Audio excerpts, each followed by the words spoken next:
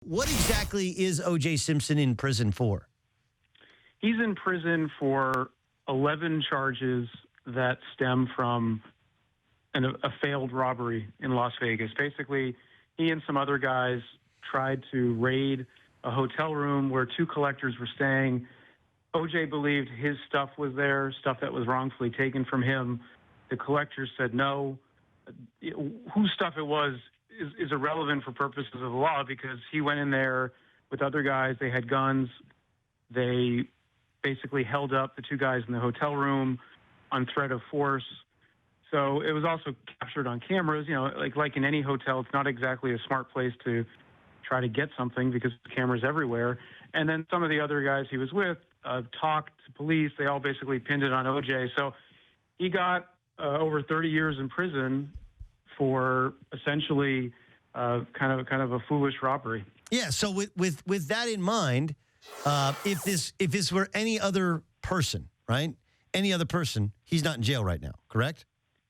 Well, I mean, he was convicted, right? So I think another person would still get some prison time because if another person had everyone saying he was the mastermind, it's hard for the judge to not issue any sentence. But I do think I agree in the sense that his punishment was very severe for really something kind of stupid on some level, right? I mean, this is not what everyone thinks he did in the 90s. This was something altogether different. Nobody got hurt. I mean, people were, I guess, emotionally damaged, and nobody wants to have a gun stuck in their face. I mean, I see that, but certainly it was a pretty harsh penalty for this.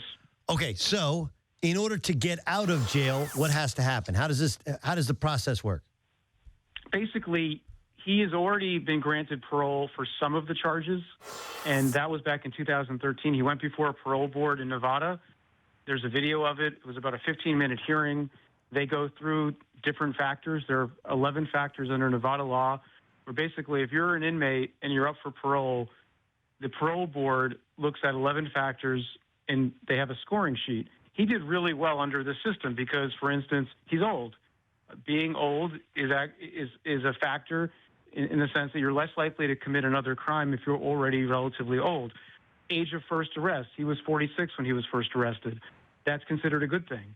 Being male is considered a bad thing because you get a point for being a male, whereas if you're female, you don't. That was actually one of the factors against him was something that he couldn't control. So in sum, Doug, he did really well under this test. He's avoided any problems in prison.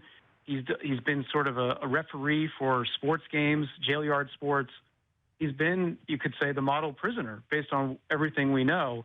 And he'll have another hearing this summer where if he's granted parole this time around, it's for the remaining charges. And he would be able to leave prison as early as October of this year. Well, do you think he gets out? Unless he has a screw up between now and the summer, it would seem he has an excellent case for being let out because it goes back to these 11 factors. He does really well under the scoring system.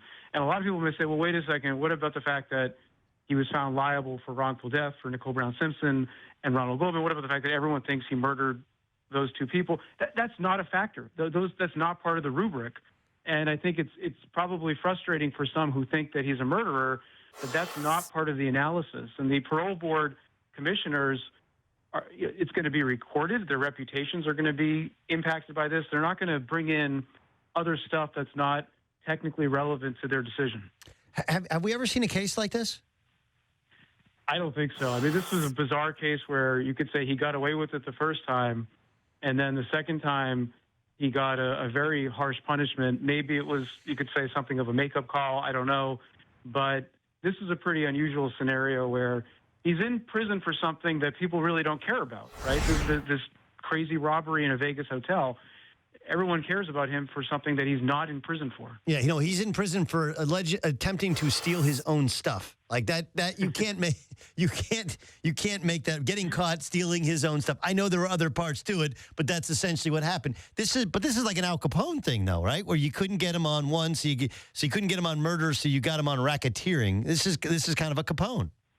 It does have that quality to it, right? If you can't get him on what you think he did really wrong, usually somebody that does something real wrong does other stuff wrong too, and that's maybe true with OJ, where I mean, he got a get out of jail free card back in '94, right, in '95, and he had a gift to him, and all he had to do was stay out of trouble. He moved to Florida to help protect his pension, and Florida has a Homestead Act where it's hard to take somebody's home. He had it all mapped out, but he did something really stupid, and he did it on camera, which is obviously not a good idea. Yeah, exponentially more stupid. Michael McCann joining us. He's a sports law professor and, of course, also writes on the topic for Sports Illustrated. Kind enough to join us here on CBS Sports Radio as OJ Simpson is up for parole. Is there a discretionary clause in it? Can you leave him in jail just because, even if he fits the criteria of somebody who should clearly be paroled? Well, so in a way, yes. I mean, it's not determinative, even though if he gets a really low score, which is what he wants, the parole board isn't obligated to release him, and there is a vote by the commissioners. So they could decide that in spite of the fact that he does really well under the system, that he should nonetheless remain in prison. But I think if they were to do that, there would be questions about why did they do that? Are they factoring in pieces of information that are not part of the decision-making process, or at least that shouldn't be? So, yeah, they could still keep him. There's no guarantee that he'll be released on parole. It's just that the odds of him being released based on the data that we have and based on the experts that we talk to who are very familiar with the Nevada parole board system, I think OJ should be pretty confident going into the summer. Now, again, he has to stay out of trouble. If something happens in April, everything changes, but he has to avoid getting in trouble, and it looks like he has. He's almost 70 years old. He has talked about being sort of a counselor, being a referee for sports, being a mentor. Whether he should be mentoring people, I think some people could say, well, wait a second, what about his character? But still, he's so far, Doug, it looks like he's in good shape.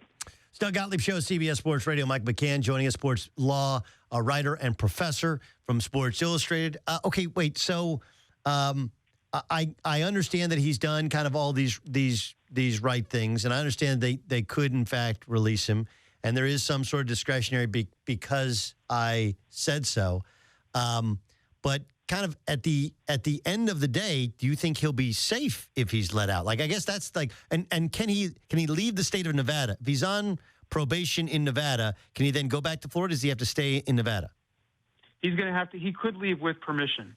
So his life is going to be restricted in all sorts of ways, including regularly meeting with his parole officer. He will have to get permission for interstate travel. He'll have to get permission if he's not actively engaged in activities that he should be engaged in. He'll have to get permission for who he wants to associate with. He'll have to agree to drug tests, including those without notice. His life, he'll be free. It's certainly better than being in prison, but he's not like you or I. His life will be restricted in all sorts of ways. So he will need to get permission, but it's a lot better than being in jail. But right. I assume he'll try to leave the state and get permission to move probably to Florida or some other state.